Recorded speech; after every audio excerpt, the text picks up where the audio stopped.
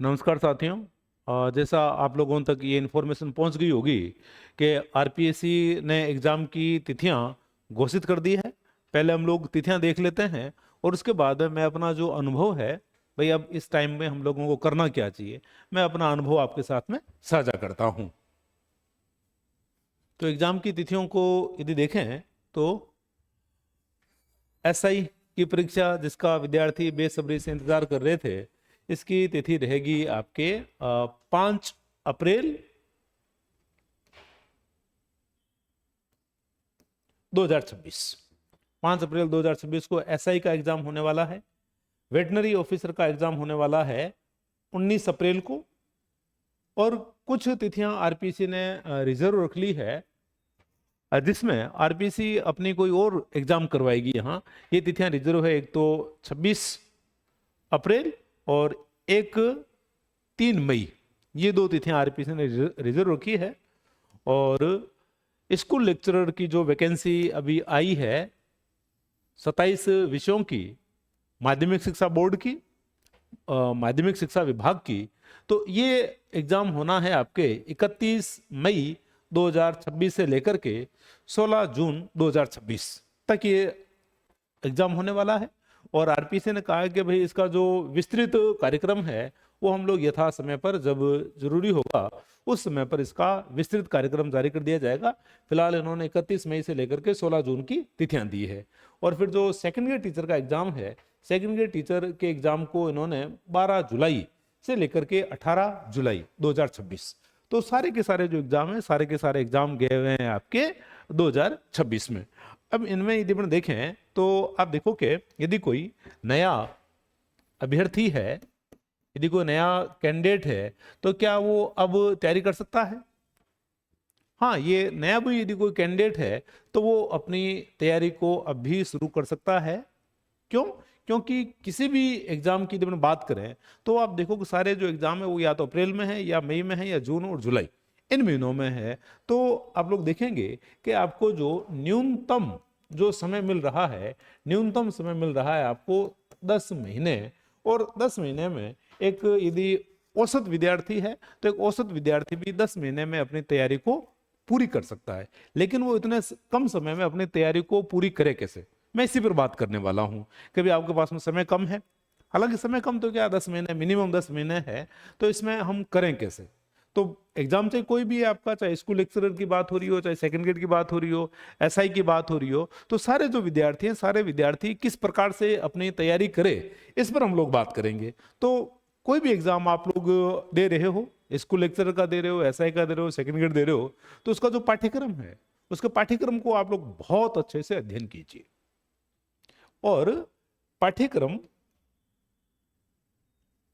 का अध्ययन आपको इसलिए करना है क्योंकि पाठ्यक्रम में जो चीजें हैं वो आप लोगों को बहुत अच्छे से देखनी है।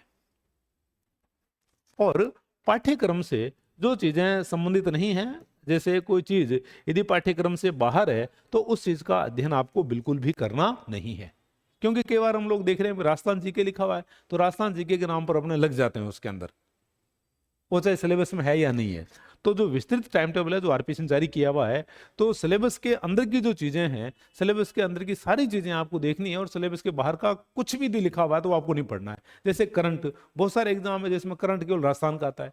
जैसे सेकंड ग्रेड, तो सेकंड ग्रेड के पाठ्यक्रम में केवल राजस्थान का करंट है। जबकि जब हम बात करते हैं स्कूल लेक्चरर की, तो स्कूल लेक्चरर का करंट का भी सिलेबस है कि इन इन टॉपिकों में से हम क्वेश्चन देंगे। जैसे वहां जो सेंसस है 2011 की, वो उन्होंने लगा रखी है अभी तक की। अंतरिक्ष के कार्यक्रम उन्होंने लगा रखे हैं, तो वहां आपका जो सिलेबस है बिल्कुल एकदम प्रेस्क्राइब है, तो आपको उसी अकॉर्डिंग चलना है। तो ये पाठ्यक्रम का महत्व है। पाठ्यक्रम आप लोगों के लिए ऐसा एक माध्यम होना चाहिए जो आपको हमेशा आपकी टेबल पर होना चाहिए, हमेशा आपके टेबल पर रहेगा। तो जो चीजें आपके पाठ्यक्रम में हैं उनका अध्ययन आप लोग अच्छे से कीजिए, और जो चीजें बाहर की है उनको बिल्कुल भी नहीं देखना है, बिल्कुल नहीं देखना उन चीजों को। ठीक है, इस चीज को आप लोग गौर करिए, अपना पाठ्यक्रम अच्छे से देखें। फिर पुराने पेपर देखें आप लोग। अभी परीक्षा में पुराने पेपर का मतलब क्या हो गया? पुराने पेपर का मतलब ये हो गया है कि आप इससे परीक्षा के पैटर्न को समझ सकते हैं। जैसे अभी जो आरपीएससी के एग्जाम हो रहे हैं, अभी जो आरपीएससी के एग्जाम हो रहे हैं, उन एग्जामों में आप पैटर्न देखो। आप अभी स्कूल लेक्चरर के एग्जाम हुए हमारे, या आरएस का एग्जाम हुआ, उसमें आप प्रश्नों का स्तर देखिए, प्रश्नों का लेवल देखिए। तो इसलिए पुराने पेपर होते हैं। कई बार हम पाठ्य सामग्री पढ़ते रहते हैं और हमें पता नहीं रहता भाई सवाल आएगा किस प्रकार से। तो आपको पुराने पेपरों का अध्ययन करना बहुत ज्यादा जरूरी है। अभी हाल ही में जो पेपर हुए हैं, इन पेपरों को देख करके आप अपनी आगे की तैयारी को बढ़ाइए, ताकि आपको आइडिया रहे कि हमें ये चीजें पढ़नी है और हमें ये चीजें पढ़नी नहीं है। तीसरी बात यदि हम देखें तो आपकी पाठ्य सामग्री बहुत महत्वपूर्ण है। और अभी देखो एग्जाम हो चुका है, स्कूल लेक्चर का एग्जाम हो गया है, सेकंड ग्रेड का एग्जाम होने वाला है। तो पाठ्य सामग्री का चयन आप लोगों को बहुत सावधानी से करना है। और आपने पुराने पेपर देखे, अपना सिलेबस देखा, तो इस प्रकार की पुस्तकों का चयन कीजिए जहां से पुराने पेपरों के सवाल भी आए हैं और जो आपके पाठ्यक्रम को भी कवर कर रही है। और पाठ्य सामग्री में जैसे अभी स्कूल लेक्चरर का एग्जाम हुआ, तो स्कूल लेक्चरर के एग्जाम में ऐसी पाठ्य सामग्री जहां से, जैसे कई विद्यार्थी तो ऐसे है ना जिन्होंने अभी स्कूल लेक्चर का एग्जाम दे दिया है, अब उन लोगों को लगता है कि अभी अब हमारी कट ऑफ में हम आने वाले नहीं हैं, या हम कट ऑफ से दूर हैं, या कोई कट ऑफ के नजदीक भी होगा। तो उन्होंने यदि ऐसी पाठ्य सामग्री देख पढ़ी है स्कूल लेक्चरर में जहां से यदि उनके सवाल सिलेक्शन वाले सवाल आ गए हैं, भाई सिलेक्शन मतलब कि जो जनरल की कट ऑफ है, जनरल की कट ऑफ के बराबर यदि उस पाठ्य सामग्री में से आपके सवाल आए हैं, तो आपको अपनी पाठ्य सामग्री बदलनी नहीं चाहिए, हरगिज नहीं बदलनी चाहिए। आपको उसी पाठ्य सामग्री के साथ रहना चाहिए। और यदि उस पाठ्य सामग्री में से यदि सवाल बहुत कम आए हैं, बहुत कम यदि इसमें से सवाल आए हैं, और आप जनरल कट ऑफ को भी उस पाठ्य सामग्री से टच नहीं कर पा रहे हैं, क्योंकि जनरल कट ऑफ से ऊपर कोई कट ऑफ जाएगी नहीं, तो ये जो पाठ्य सामग्री जो जनरल कट ऑफ से भी कम सवाल आपको दे रही है, उस पाठ्य सामग्री को आप लोग छोड़ दीजिए, उसका आप त्याग कर दीजिए। कोई मतलब नहीं है, क्योंकि एक बार गलती हो गई, उसी गलती को बार बार दोहराने से क्या मतलब है। इस चीज पर आप लोग विशेष ध्यान रखिए। तो पाठ्य सामग्री का जो चयन है, पाठ्य सामग्री का चयन, अब देखो वो जमाना नहीं है जब हम थोड़ा पढ़ेंगे और वहां से हमारा जो सवाल है सवाल बन जाएगा। अब आपको विस्तृत पढ़ने की जरूरी है। विस्तृत आप लोगों को पढ़ना अब बहुत ज्यादा जरूरी है, क्योंकि आरपीएससी इसी प्रकार के सवाल आपसे पूछ रही है। तो विस्तृत पढ़िए आप। शॉर्ट जो मैटर है, शॉर्ट मैटर आपके किसी काम का नहीं है। या आप पता लगेगा कि आप 10 महीने एक पाठ्य सामग्री को पढ़ रहे हैं, आपने उसके साथ में खूब मेहनत मशक्कत की, लेकिन वहां से सवाल नहीं बने। अब बहुत सारे लोग दावा करते हैं हमारे इतने आगे, हमारे इतने आगे। उनमें से आप देखें सवाल, आप खुद देखें उसको। यदि कोई पब्लिशर यदि अपने एग्जाम में आए हुए सवालों के लिए अपने यदि पेज नंबर लगा रहा है, भाई मेरा इतना नंबर पे सवाल आया है, तो ये उसकी ईमानदारी को बताता है। लेकिन अब आपकी खुद के प्रति ईमानदारी क्या है? आपकी खुद के प्रति ईमानदारी ये है कि आप उस गाइड को या उस पुस्तक को देखिए, क्या वहां से सवाल आया है। अब कहने को तो क्या है, कहने को तो ऐसे बहुत सारे दावे हो जाते हैं कि भाई हमारे यहाँ से 115 सवाल आए, हमारे यहाँ से 110 सवाल आए। लेकिन आप देखो उसको, अब खुद उसको चेक कीजिए। स्कूल लेक्चर वालों के लिए तो अभी ये भी सामने सामने एग्जाम्पल हुआ है। यदि वास्तव में यदि इतना आया है वहां से, उन्होंने कोई अपडेट नहीं किया है, वो अपना अपडेट करके आपको दिखा देते नहीं हमारा इतना सवाल आया है, तो वो पाठ्य सामग्री आपके काम की नहीं है। तो ये चीज आप लोग ध्यान रखिए। पाठ्य सामग्री जो है वो बिल्कुल एकदम प्रमाणिक होनी चाहिए और टेस्टेड होनी चाहिए, क्योंकि टेस्ट तो हो गया अभी एग्जाम के अंदर। तो ये पाठ्य सामग्री वाला जो है, ये आपके सबसे महत्वपूर्ण चीज है। ये इसको आप रखें ध्यान में। टाइम टेबल, टाइम टेबल के साथ में पढ़ाई करनी चाहिए आप लोगों को। टाइम टेबल के साथ में पढ़ाई करने का आशय क्या है? इसका मतलब ये है कि जैसे आप स्कूल लेक्चरर की तैयारी कर रहे हो या आप सेकंड ग्रेड की तैयारी कर रहे हो, तो उसमें आपके खंड कितने हैं।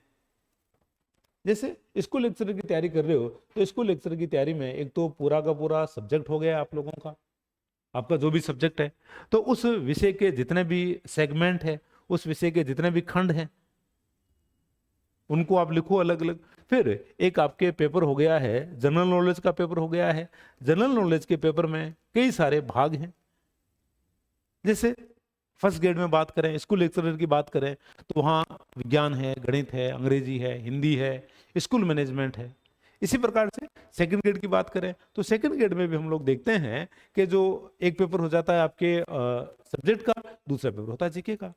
तो जीके वाले पेपर में, जीके में भी बहुत सारे सेगमेंट है, जैसे राजस्थान का है, विश्व का है, भारत का है, तो उनको आप लोग लिखिए।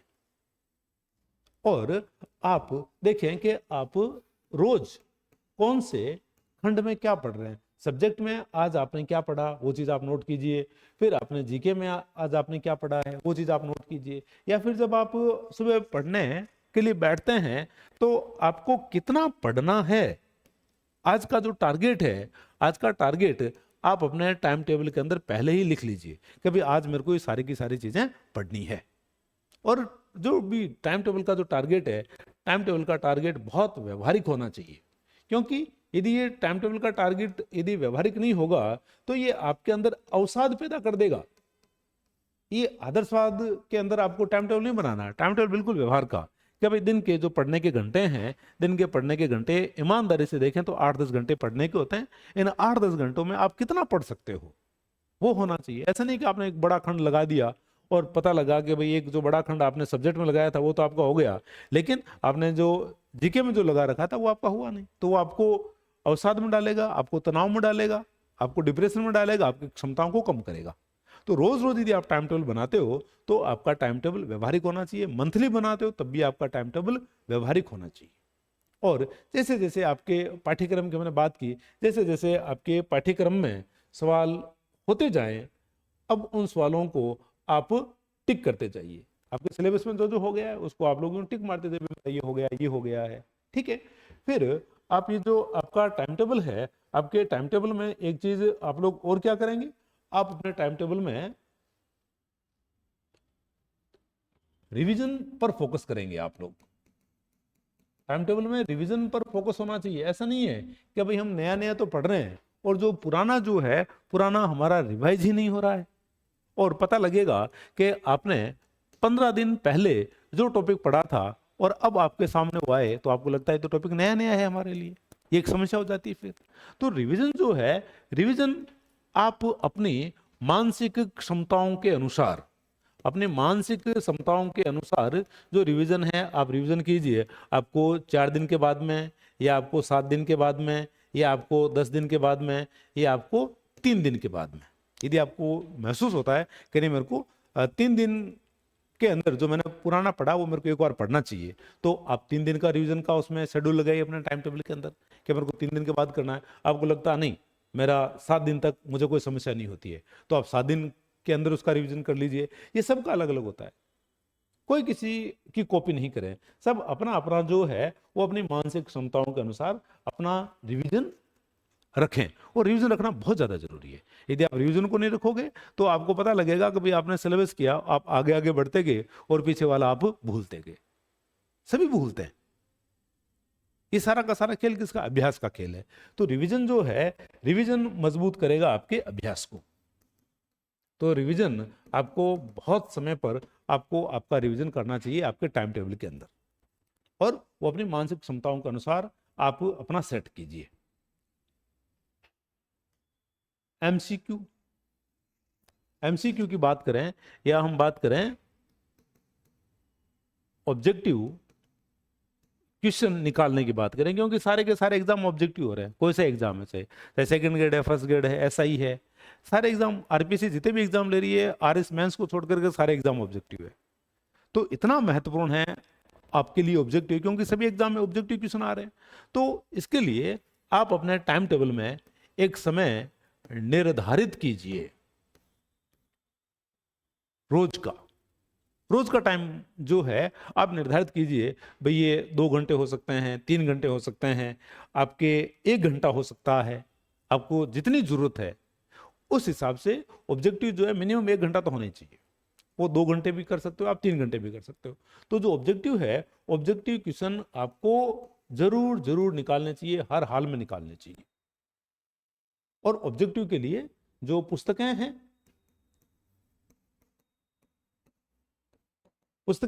आप लोगों ने पीछे यदि तैयारी की है तो आपको पता ही है, नहीं तो मैं अलग से कोई वीडियो भी बना दूंगा कि ऑब्जेक्टिव में कौन सी किताबें ठीक है। तो ऑब्जेक्टिव जो है, ऑब्जेक्टिव भी आपके टाइम टेबल में शामिल होना चाहिए। इस चीज पर आप विशेष रूप से गौर करेंगे। फिर टेस्ट सीरीज, अब इसका बहुत चलता है भाई। टेस्ट सीरीज जो है, टेस्ट सीरीज हम ज्वाइन करें या हम टेस्ट सीरीज ज्वाइन नहीं करें। टेस्ट सीरीज पर यदि हम बात करें तो आप देखो कि टेस्ट सीरीज जो है किस विद्यार्थी को हर हाल में करनी चाहिए, जिसके लिए टेस्ट सीरीज बिल्कुल एकदम मस्ट है, जिसको टेस्ट सीरीज करनी ही चाहिए। वो विद्यार्थी कौन सा है? वो विद्यार्थी वो है जिसने अभी हाल ही में एग्जाम दिया है। अभी जिसने हाल ही में एग्जाम दिया है उस स्टूडेंट को टेस्ट सीरीज ज्वाइन करनी चाहिए, क्योंकि अभी भी उसका पूरा पड़ा हुआ है। तो वो यदि टेस्ट सीरीज में यदि जाता है तो उसको टेस्ट सीरीज से बहुत ज्यादा फायदा होने वाला है, और उसको एमसीक्यू भी ज्यादा निकालने चाहिए, उसको ऑब्जेक्टिव क्वेश्चन भी ज्यादा निकालने चाहिए, जो अभी एग्जाम देकर के फ्री हुआ है। ठीक है। दूसरा विद्यार्थी, क्या जब हम तैयारी कर रहे हैं, तैयारी के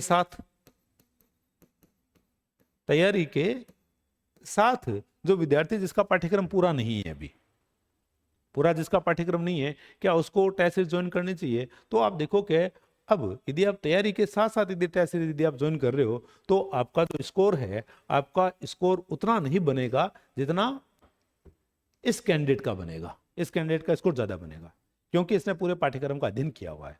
तो आपको जहां तक हो बचना चाहिए टेस्ट सीरीज से अभी, क्योंकि अभी आपका सिलेबस पूरा नहीं है। ठीक है। और या फिर आप इस मोड के साथ ही तैयारी कीजिए कि आप इस मोड पर आइए कि मेरे को तो तैयारी और टेस्ट सीरीज दोनों मुझे साथ साथ करनी है, और स्कोर यदि मेरा कम भी बन रहा है तो कम स्कोर से मैं बिल्कुल भी चिंता में नहीं आऊंगा, मैं चिंता में नहीं आऊंगा। तो इस प्रकार का यदि आपका मूड यदि बनता है कि नहीं, लेकिन देखो यदि नंबर कम आएंगे तो चिंता होनी स्वाभाविक है। ये मेरे पिछले एक दशक का अनुभव है कॉम्पिटिटिव एग्जाम का, तो मैं उस अनुभव के आधार पर कह रहा हूं कि आपको चिंता जरूर होगी यदि आपका स्कोर कम होता है तो यहां जो टेस्ट सीरीज है, क्योंकि टेस्ट सीरीज पूरे सिलेबस को लेकर के चलती है। हाँ, क्लास टेस्ट है तो क्लास टेस्ट तो आपको देना ही होता है। तो ये जो टेस्ट सीरीज है, तैयारी के साथ साथ जो कर रहे हैं पूरे पाठ्यक्रम की टेस्ट सीरीज, इन विद्यार्थियों को मेरे हिसाब से बचना चाहिए। ठीक है। और एक तो ये लोग हो गए। अब ये जो लोग तैयारी के साथ साथ यदि करना चाहे तो आपकी मानसिक स्थिति वैसी होनी चाहिए जो आपको स्कोर से निरपेक्ष रखे। स्कोर आपका क्या हो रहा है, आपको यदि फर्क नहीं पड़ता है तो आपको टेस्ट सीरीज के लिए जाना चाहिए। ठीक है। और दूसरा, वो बच्चा जो अपना सिलेबस पूरा कर लेता है, तो पूरा कर लेने के बाद में, जैसे ये तैयारी कर रहा था, साथ साथ टेस्ट दे रहा था, मेरी सलाह है कि इसको अपना सिलेबस पूरा करने के बाद ही इसको टेस्ट सीरीज इसको ज्वाइन करनी चाहिए, पहले इसको ज्वाइन नहीं करनी चाहिए। ठीक है। अब आप देखोगे टेस्ट सीरीज की बात करें तो देखो टेस्ट सीरीज आपके लिए कैसे प्रभावी हो सकती है। तो आपका कोई भी टेस्ट हो रहा है तो आप अपने लिए एक चैलेंज रखिए, आप अपने लिए एक चैलेंज रखिए, अपने लिए एक मार्क्स आप सेट कीजिए कि मेरे को ये वाला जो टेस्ट है, मेरे को इस वाले टेस्ट के अंदर मिनिमम मेरे को 75 100 में से लेके आना है, 75 मेरे को लेके आना है। और अब आपने टेस्ट दिया और आपके नंबर आ गए 78, तो खुद को खूब शाबाशी दीजिए। लेकिन यदि आपके नंबर आ गए 60, यदि आपके नंबर आ गए 60, तब आप क्या करें, तब आप खुद से सवाल करें, खुद से सवाल करें और उन कारणों को लिखें यहां कि जिसके कारण आपका स्कोर कम हुआ है। क्योंकि आपके पास में यदि कारण होगा तो आपके पास में उसका निवारण ही होगा। कारण को जानना जरूरी है। स्कोर यदि कम है, हमने सेट किया हुआ था, अब आप इसमें लिखें कि भाई मेरे नंबर इतने कम क्यों आए। तब आपको पता लगेगा कि भाई सिलेबस के इस पोर्शन में से सवाल आया था, ये मेरा गलत हुआ है, और ये जो पोर्शन है, ये पोर्शन मेरा कमजोर है, तो उस पर आप फोकस कीजिए, उस पर आप ऑब्जेक्टिव कीजिए, उस पर आप थ्योरी पढ़िए। ठीक है। तो कारण लिखिए। और कारण हो सकता है कि नहीं भाई ये जो था इसमें तो मेरे बहन की शादी थी, भाई की शादी थी, परिवार में शादी थी, इसके कारण मेरा कम आया। तो अगली बार जब भी टेस्ट हो तो इस प्रकार के समय को आप यदि कहीं दे रहे हैं जो बेहद जरूरी है, तभी आप समय दीजिए। यदि बेहद जरूरी काम नहीं है तो आप अपने समय को बचाइए। क्योंकि 10 महीने कहने में लग रहा है कि 10 महीने बहुत बड़ी अवधि है, लेकिन ये 10 या 11 12 महीने जो भी आपके एग्जाम में है, ये भी समय निकल जाएगा। ठीक है, तो टेस्ट सीरीज को आप इस प्रकार से लीजिए, तब आपके लिए टेस्ट सीरीज जो है, यदि आपके नंबर कम आ रही है, आप कारण लिख रहे हो कि इसलिए कम आया मेरा ये, तो आप उसमें देखोगे कि डे बाय डे आप उसमें क्या करते जाओगे, उसमें सुधार करते जाओगे। और ऐसे यदि आप ले लिया तो ज्यादा कोई सुधार उसमें होने वाला नहीं है। स्वास्थ्य सबसे जरूरी, क्योंकि स्वास्थ्य, यदि आप नौकरी लगते हैं तब भी आपके साथ आपका स्वास्थ्य रहेगा, और यदि आप नौकरी नहीं भी लगते हैं तब भी आपका स्वास्थ्य आपके साथ रहेगा। तो स्वास्थ्य का ध्यान रखना भैया। स्वास्थ्य का ध्यान कैसे रखें? अभी तो पूरा का पूरा जो खेल है, पूरा का पूरा खेल ही कैसा है? मानसिक खेल है। मानसिक स्तर पर ही सारी की सारी जंग है, लड़ना नहीं है कहीं। तो अब मानसिक स्वास्थ्य के लिए सबसे जो जरूरी जो चीज है वो क्या है? योग। योग में क्या? प्राणायाम। योग में प्राणायाम कीजिए और कुछ आसन। ठीक है, कौन से आसन? जो आसन आपके पेट के लिए ठीक हो, ताकि आप एक जगह बैठे रहते हैं तो आपका पाचन जो है वो ठीक रहे। तो इसके लिए आपको प्राणायाम करना चाहिए, और आपको कुछ 2-4 आसन जो है वो आपको करने चाहिए। और आपको अपने दिन के 25 से 30 मिनट या 20 मिनट, 25 मिनट या 30 मिनट जो है, आपको नियमित रूप से अपने स्वास्थ्य को देना चाहिए। दूसरा, अब आप अकेले रहते हैं या आप फैमिली के साथ रहते हैं, आप रूम लेकर रह रहे हैं, तो आप जब टेस्ट सीरीज देने जा रहे हैं, टेस्ट में यदि आपके नंबर अच्छे आ रहे हैं तो आप खुद को शाबाशी दीजिए, और आप खुद से बात कीजिए। खुद से बातचीत करते रहिए कि भाई तेरे को चिंता करने की जरूरत नहीं, तेरा ठीक चल रहा है, तेरा सिलेक्शन हो जाएगा। कहीं दिक्कत हो रही है आपको तो भाई इस काम को तू ठीक कर ले, तेरा सिलेक्शन हो जाएगा। इस प्रकार से खुद को आश्वस्त रखिए। और आपका जो एटीट्यूड है, एटीट्यूड आपका यदि रहता है सकारात्मक, क्योंकि पॉजिटिविटी जो है, पॉजिटिविटी ब्लेसिंग है, ईश्वर का आशीर्वाद है सकारात्मकता। तो आपको हमेशा पॉजिटिव रहना है, आपको सकारात्मक रहना है। तैयारी के दौरान यदि खुद को बीमार कर लिया है ना, कई बार हम लोग क्या करते हैं, टारगेट बना लेते हैं, और उस टारगेट के दौरान हमारा सर दर्द होने लग गया, हमारा पेट दर्द होने लग गया, और फिर भी हम लगे हुए हैं कि नहीं, मैं आज 2 घंटे जो हैं, 2 घंटे तो कम से कम पढ़ लूं। तो वो जो स्थिति है, वो स्थिति क्या करेगी? आपका सर दर्द हो रहा था, आपका पेट दर्द हो रहा था, या कुछ और हो रहा था, आपने जबरदस्ती की और आपने 2 घंटे पढ़ाई तो कर ली, लेकिन वो अगले दिन के भी 10 घंटे आपके खराब करेगी। तो इसलिए यदि कुछ, परमात्मा नहीं करे आपके कुछ हो, यदि कुछ हो जाता है तो उस दौरान आप अपनी डाइट का ध्यान रखिए, जो भी मेडिसिन है मेडिसिन लीजिए, आराम कीजिए। क्यों?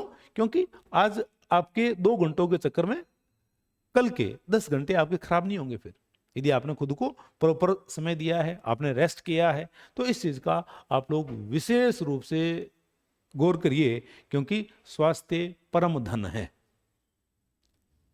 स्वास्थ्य के बिना कुछ भी नहीं है। यदि नौकरी लग भी गई और स्वास्थ्य यदि हमने खराब कर लिया तो फिर वो नौकरी को हम इंजॉय नहीं कर पाएंगे।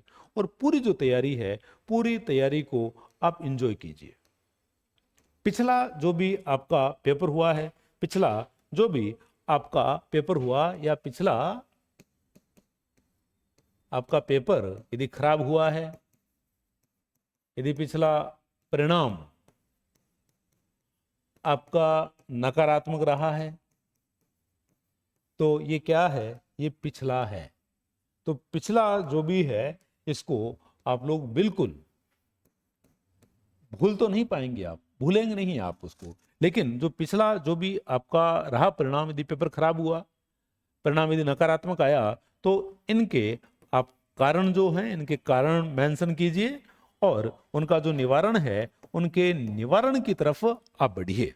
तब आप देखोगे कि आपका जो तैयारी जो है, आपकी तैयारी सही दिशा में चलेगी। क्योंकि हमेशा ही यदि पेपर खराब को याद रखोगे, हमेशा ही परिणाम की नकारात्मकता को लेकर के आप यदि बैठे रहोगे, तो मैंने अभी आपको बताया कि तैयारी के दौरान पॉजिटिविटी जो है, पॉजिटिविटी बहुत ज़्यादा जरूरी है, सकारात्मकता बहुत ज़्यादा जरूरी है। ये परमात्मा का आशीर्वाद है। तो खुद को उसके आशीर्वाद से वंचित मत कीजिए, खुद के साथ में शत्रुता मत कीजिए। और आप देखोगे, मैं हमेशा क्लास में अपने विद्यार्थियों को कहता हूं कि जी दोनों हाथ है ना, दोनों हाथों को यदि आप एक दूसरे की तरफ यदि जोर लगाने में, दोनों हाथों की यदि आप एनर्जी वेस्ट करेंगे तो आप काम नहीं कर पाएंगे। तो पीछे जो भी हुआ आप उसको भूलें, और आगे ये जो वैकेंसी आने वाली है, आरपीसी ने बहुत बढ़िया काम किया है कि इतनी जल्दी एग्जाम की डेट्स उन्होंने डाल दी है, ताकि आप अपना जो टारगेट है, अभी वैसे ही बहुत सारी वैकेंसियां हैं, तो आपका जो कन्फ्यूजन था, तो उस कन्फ्यूजन को हटाने में भी तारीखें जो है आपके सहयोगी रहेगी। आप देख सकते हो भाई, ये जो एग्जाम है, इस एग्जाम को तैयार करने में मेरे लिए इतना जो समय है, इतना समय मेरे लिए पर्याप्त है। आपके एग्जाम की आपको खूब सारी बधाई, और आप अपने एग्जाम में लगें। मेरी तरफ से आपको खूब ब्लेसिंग। पढ़ें आप अपने अच्छे से, और आपकी यदि कोई किसी भी प्रकार की दुविधा है तो आप लिखिए, मैं उन कमेंट्स को देखता भी हूँ। मैं जो भी मुझसे उसका जवाब बनेगा मैं आपको जरूर दूंगा। पुनः आपको बधाई।